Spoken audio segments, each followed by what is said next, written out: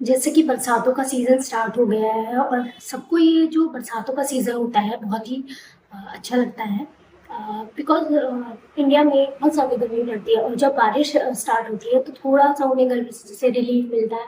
सो जो rainy season होता है काफ़ी अ, बहुत ही लोगों के लिए अ, अच्छा होता है। तो बट रेनी सीज़न के दौरान इम्यूनिटी लो होने के कारण बहुत सी बीमारियाँ हमें अटैक करती हैं। चाहे वो जॉइंट से रिलेटेड हो या स्किन रिलेटेड हो या जनरल कफ एंड कोल्ड हो। तो सडन अगर वेदर चेंज होता है वार्म टू द कोल्ड तो हमें बहुत सारी बीमारियाँ अटैक करती हैं लो इम्यूनिटी होने की वजह से, वायरल फीवर। सो आज हम बात करेंगे ऐसी होम्योपैथिक दवा जो कि स्पेशली रेनी सीजन्स में काफ़ी इफ़ेक्टिव होती है, बहुत ही अच्छे रिज़ल्ट देती है बहुत सारी बीमारियों में। अगर हम इसे यूज़ करते हैं specially in the rainy season के दौरान जो भी बीमारियाँ हमें पेशेंट में देखने के लिए मिलती हैं।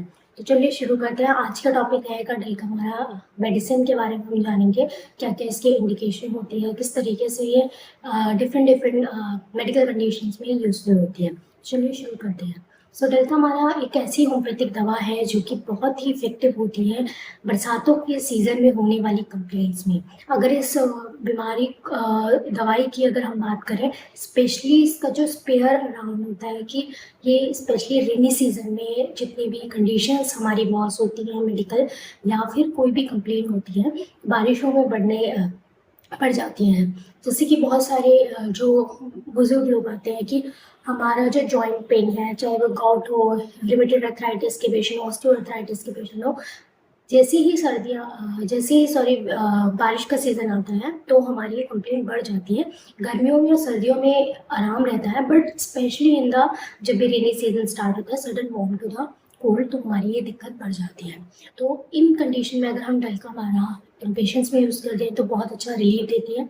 साथ के साथ जैसे कफ कोल्ड हो जाता है बारिश में भीगने के दौरान, एवरीवन लव एंजॉयिंग बारिश में भीगना एंड बट क्या होता है बच्चों में या फिर किसी को भी अगर बारिश के भीगने के बाद सर्दी जुकाम बहुत ज़्यादा फीवर हो जाता है तो ढलकामार इसमें काफ़ी इफेक्टिव होती है।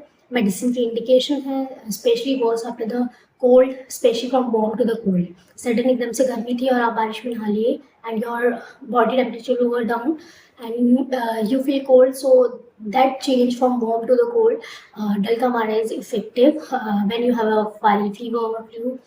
तो इस कंडीशन में हम देते हैं। स्किन की कंडीशन है जैसे कि बारिश में भीगने के बाद अगर आपको स्किन पे दाने हो गए हैं या फिर बच्चे जैसे बारिश में खेलते हैं बारिश के पानी में या फिर आप बहुत ज़्यादा बारिश में भीग जाते हैं उसके बाद आपके रेशेज़ वगैरह हो जाते हैं तो उसमें भी इफेक्टिव होती है। स्पेशली जैसे आर्टिकेरिया की कंडीशन होती है, यानी कि चकत्ते होना, शरीर में बहुत सारे चकत्ते उभरे हुए कुछ इस तरीके के अपीयरेंसेस दिखती हैं। तो वो स्पेशली फीचर होता है कि अगर रेनी सीजन में हुआ है sudden warm to the cold weather changing and specially इसमें होता है कि जो इरप्शंस हैं उसमें इचिंग होती है, बर्निंग होती है, बट स्पेशली वो बेटर होता है जब भी वो कोल्ड से कुछ भी कोल्ड एप्लीकेशन या ठंडे में रहने से उन्हें आराम मिलता है और वार्म से एग्रीवेशन। बट ओवरऑल अगर बात करें तो पूरी मेडिसिन का एग्रीवेशन होता है कोल्ड में और better by the moving about. तो इसका स्पेशल फीचर है अर्टिकेरिया, तो इसको ये स्पेसिफिक हम चूज़ कर सकते हैं डिपेंडिंग ऑन द कि अर्टिकेरिया की कंडीशन अगर वार्म से बढ़ती है और बेटर फ्रॉम कोल्ड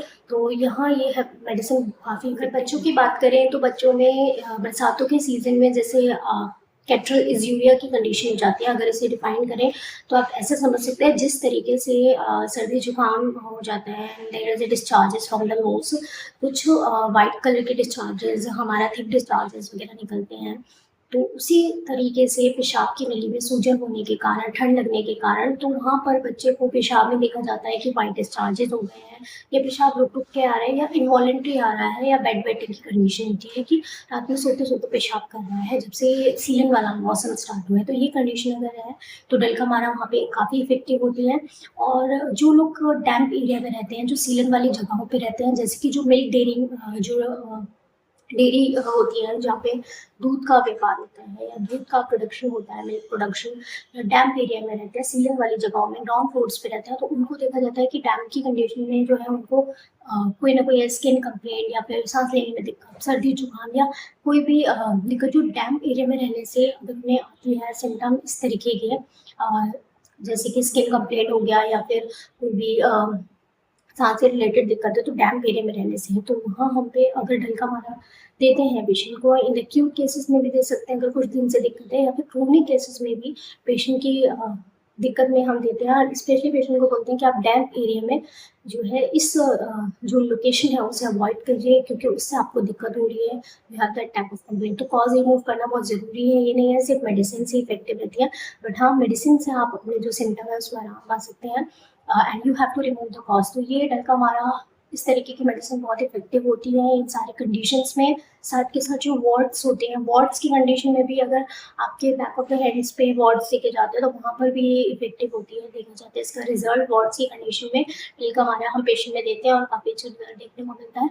तो ये सारी कंप्लेंट्स, और स्पेशली ध्यान रखना है कि जो दिल का मारा का पेशेंट है उसको एग्रीवेशन होता है कोल्ड से, और बेटर बेटर मूविंग अबाउट, ठंड से उसको एग्रीवेशन होता है। जैसे सडन जो है गर्मी से सर्दी का मौसम होता है तो वो उसकी दिक्कतें बढ़ जाती हैं, जो जोड़ों का दर्द है वो बढ़ जाता है, या कोई स्किन कंप्लेंट जो क्रोनिक भी है वो भी स्पेशली जो है रेनी सीजन में बढ़ जाती है। तो इन कंडीशन में अगर हम डंका मारा देते हैं पेशेंट को, स्पेशली इस चीज़ को ध्यान रखते वक्त, तो उसमें ये काफ़ी इफेक्टिव होती है। So hope you like this video on the डंका मारा, जिस तरीके से मैंने आपको पॉइंट्स बताए।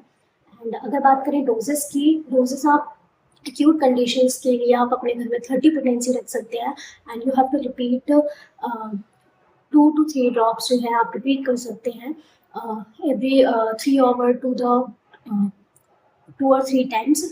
बट इट्स आल्सो कि अगर आप छोटे बच्चों में दे रहे हैं या प्रेगनेंसी में यूज़ कर रहे हैं, you have to take a doctor consultation, but mainly for the chronic issue या लॉन्ग टाइम कोई भी होम्योपैथिक दवा ले रहे हैं तो एक बार अपने डॉक्टर से कंसल्ट करें। Even in acute condition you have to consult your doctor. The dose will be decided depending on your age, आपकी क्या एज है उस पर डिपेंड करता है। सो whenever you take any homeopathic medicine you have to consult your doctor. So hope you like this video। ऐसे ही video के लिए हमसे जुड़े रहें, और homeopathic consultation for any disease, I think a chronic issue, अथवा skin complaint, hair complaint, you have to take an appointment. Appointment links are given in the description boxes and the number are on the screen.